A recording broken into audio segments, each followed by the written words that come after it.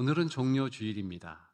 주 예수 그리스도께서 십자가를 향하여 그 십자가 지시기 위하여 이제 저 예루살렘 입성하는 것, 그것을 기념하는 그런 귀한 날이 오늘이지요.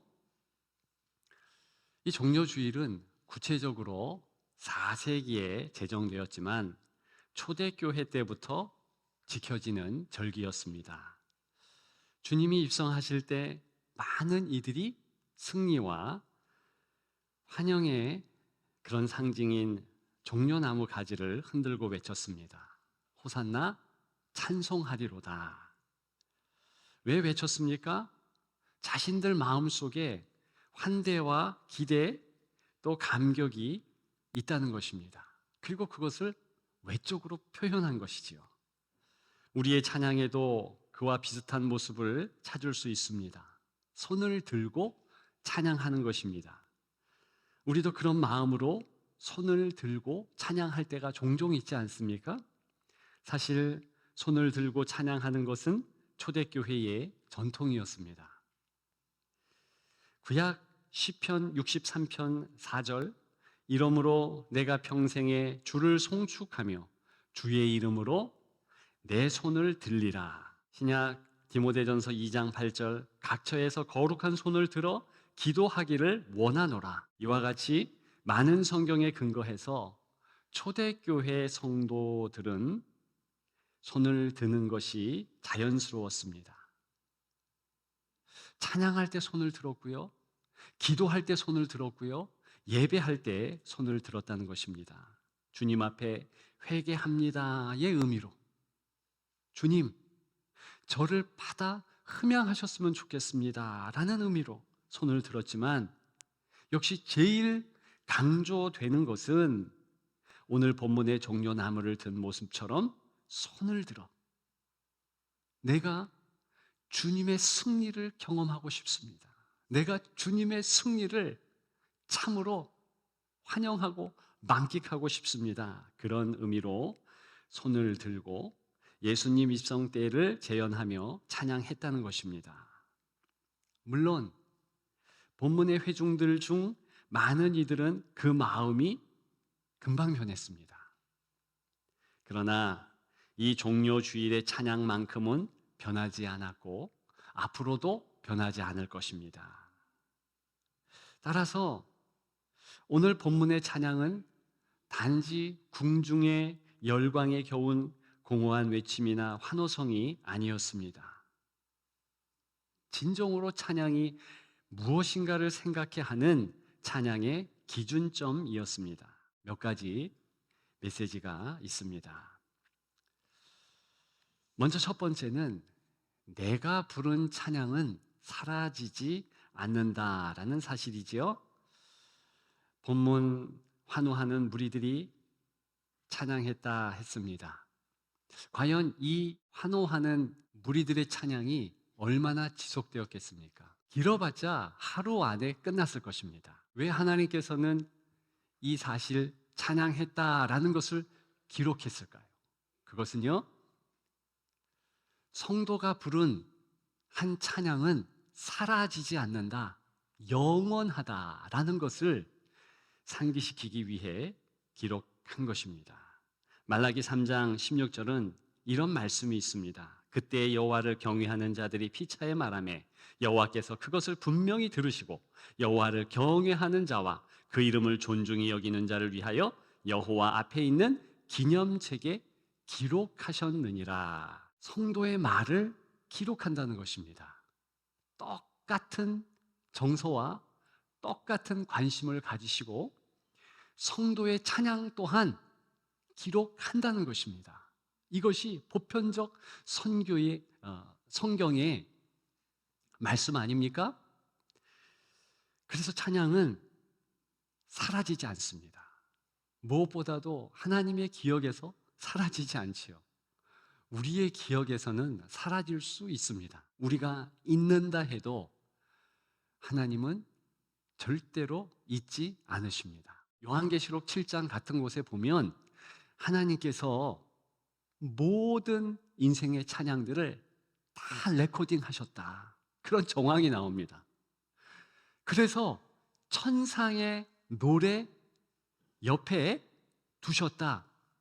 이것을요, 놀랍게도 세세하게 그렇게 기록한 것들이 없지 않습니다. 계시록 7장 9절을 일예로 같이 생각해 볼까요? 이 일 후에 내가 보니 각 나라와 족속과 백성과 방언에서 아무도 능히 셀 수 없는 큰 무리가 나와 흰 옷을 입고 손에 종려 가지를 들고 보좌 앞과 어린 양 앞에 서서, 이 찬양의 모습 아닙니까? 이 글을 쓴 이가 요한계시록의 저자, 바로 사도 요한입니다. 이 사람은요, 예수님과 함께 바로 예루살렘을 입성했고 종려 가지를 본인도 들고 흔들었던 인물입니다. 얼마나 의미가 있겠습니까?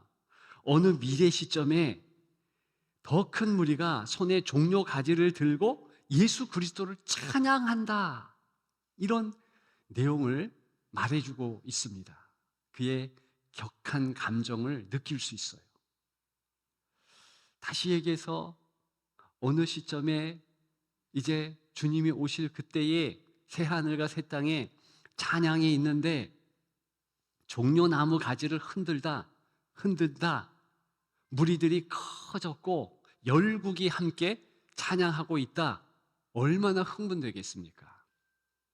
이 말씀은요, 물론 과거 종려나무 흔드는 그 무리가 더 확장이 되어 커졌다, 그리고 모든 것에서 영광 받으시는 주님을 향한 그 모습이 확장되었다, 그렇게 생각할 수 있습니다. 거기서 멈추면 안 돼요. 또 한 가지, 바로 요한이 종려나무 가지를 흔들었던 그 모습과 지금 영광스러운 천상의 예배의 모습이 오버랩 된다는 것입니다. 병행된다는 것입니다. 그것을 목도하면서 기록했다는 것이 사실 중요합니다. 이와 같은 성경의 증언들에 의해서, 기록들에 의해서 우리는 우리의 찬송이 영원하다, 소위 영속성을 갖는다, 그것을 반드시 마음에 새기기를 축복합니다. 그러므로 우리의 찬양은요, 그저 허공을 한번 쳤다가 울렸다가 사라지는 것이 아니라는 것이죠. 두 번째로, 찬양은 깊은 교제라는 사실이지요. 찬양은 단지 감정의 표현이 아니지만 감정이 무척 중요합니다. 여러분 아시지요? 이슬람교도, 무슬림이라고 하죠. 그들이 드리는 예배에는요, 찬양이 없습니다. 그리고 원래 불교에서 지금은 교회를 본다서 찬불가 그렇게 노래도 만들지만 원래 불교에도 찬양이 없습니다. 여타 대부분의 종교는 찬양이 없습니다. 왜인 줄 아십니까?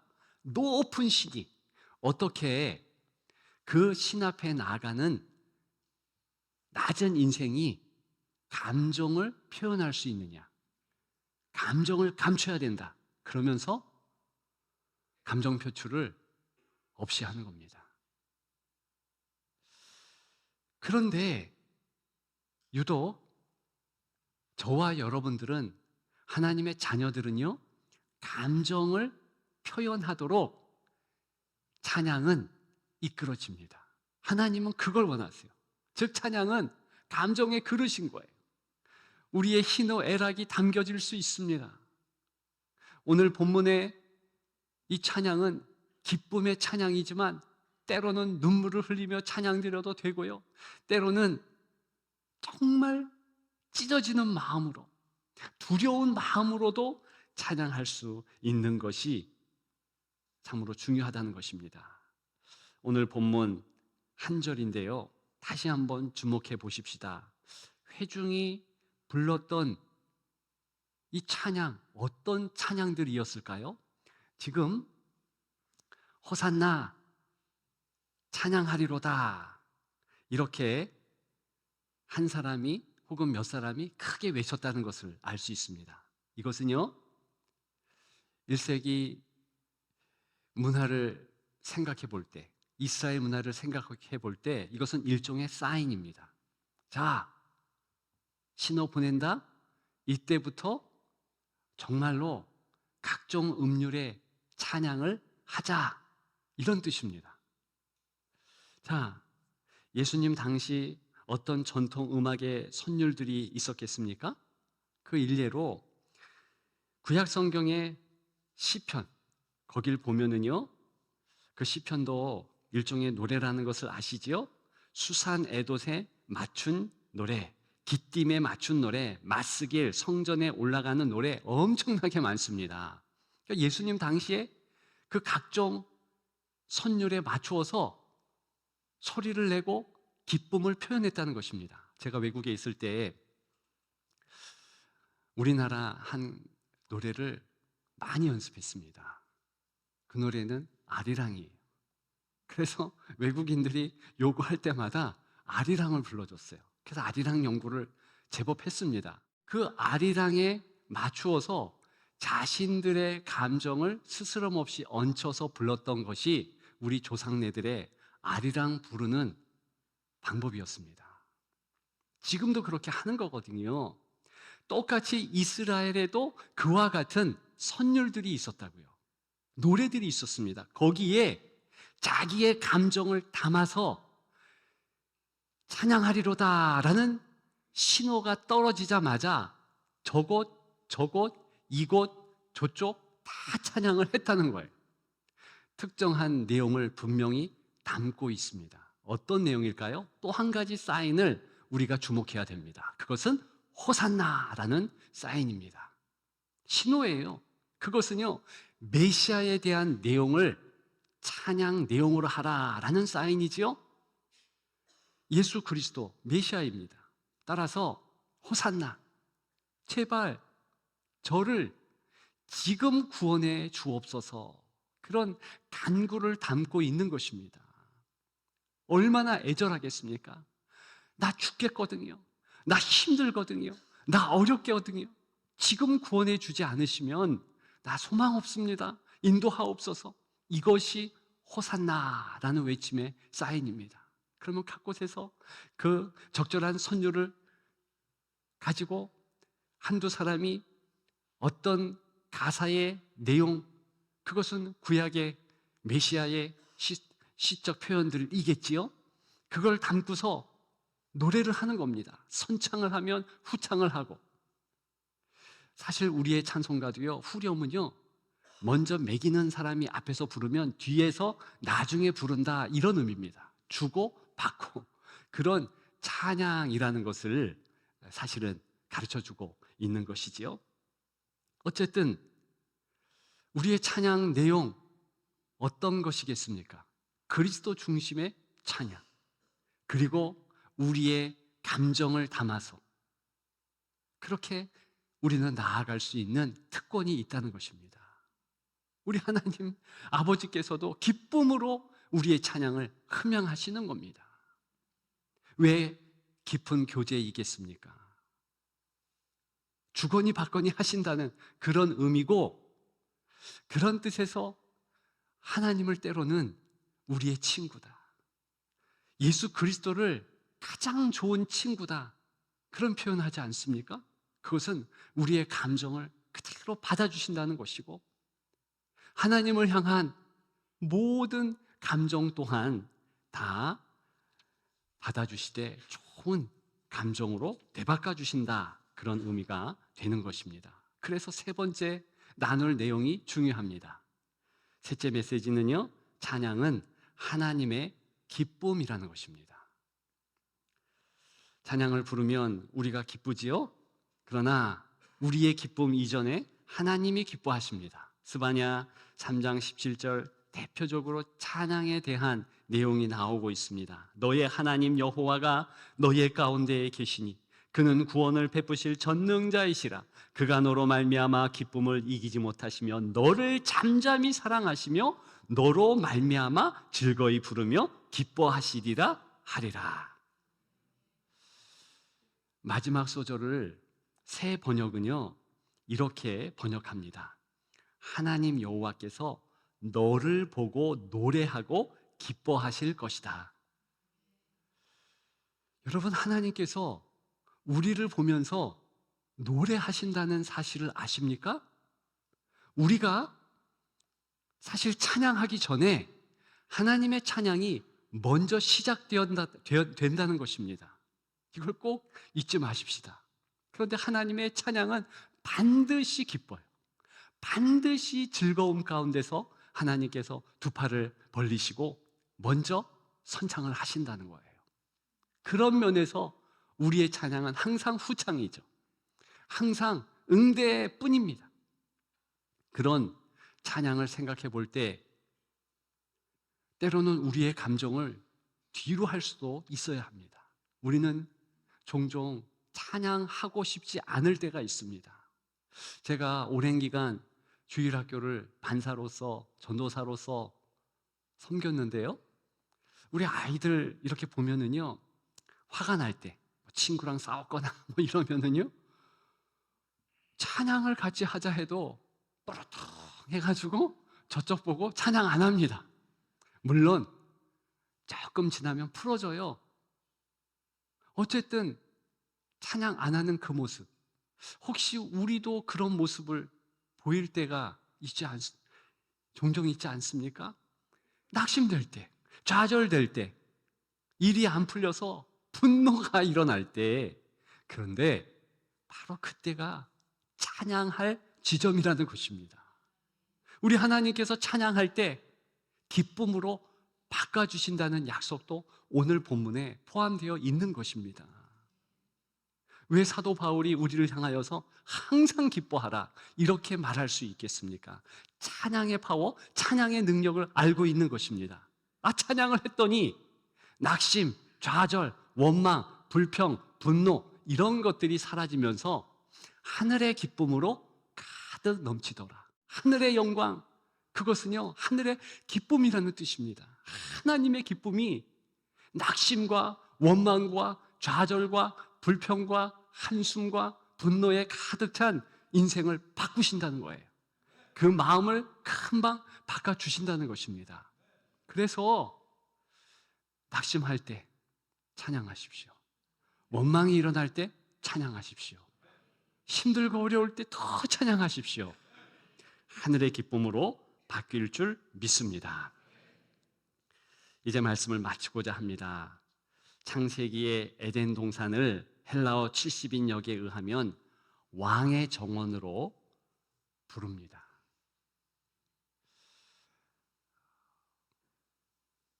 지금 구약 성경 히브리 말 아닙니까? 예수님 당시에는 그 히브리 말은 많이 몰랐습니다.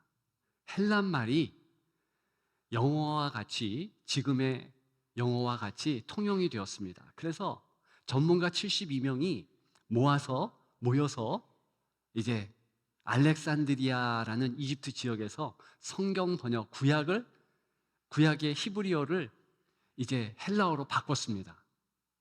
거기에 히브리 말 에덴 동산을 어떻게 표현했냐면 왕의 정원이라는 헬란 말로 바꿨다는 것입니다. 왕이 계시고 왕과 함께함이 강조된 용어입니다. 그리고 헬라의 문화권 가운데서는요, 물론 히브리도 마찬가지이지만 왕이 있는 곳에는 왕을 향한 찬양이 당연했습니다. 아담과 하와가 왕이신 하나님을 향하여 손을 들고 찬양하는 것이 에덴 동산에서의 일상이었습니다. 모든 피조물들이 다 같이 동창했습니다. 그것이 원래 인생의 모습입니다. 오늘 제목이 무엇입니까? 다시 찬양. 어떤 의도로 제목을 이렇게 지었겠습니까?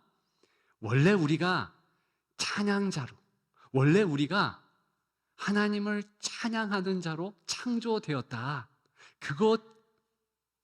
그 모습이 진짜 우리 모습이므로 찬양을 회복하자라는 의도지요. 어떠십니까? 이제 우리 찬양 정말로 앞으로 마음을 다해서 찬양을 하십시다. 찬양의 순간에 우리의 마음이 변화되고요. 옆에 앉은 새가족이 됐든 헌가족이 됐든 자녀새가 됐든 누가 됐든 변화 있습니다. 그것을 믿음으로 선포하며 믿음으로 받아들이며 하나님 앞에 찬양하기를 소망합니다. 우리는 원래 손들고 찬양을 잘 하는데 쑥스러우신 분들은 오늘만이라도 손들고 찬양했으면 좋겠습니다. 주님의 은혜가 풍성하게 넘칠 줄 믿습니다.